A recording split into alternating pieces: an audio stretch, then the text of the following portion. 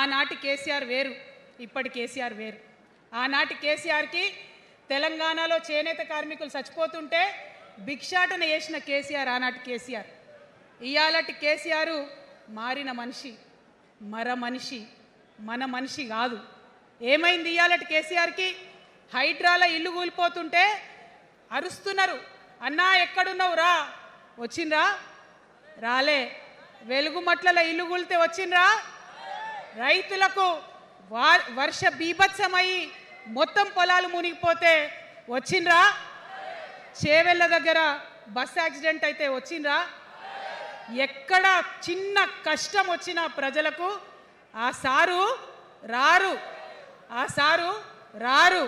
ఎందుకంటే ఆయన మారిన మనిషి, మనిషి, గుంటనెక్కల తోడేళ్ల చేతిలో ఖైదీ అయినటువంటి మనిషి, మన మనిషి కాదు.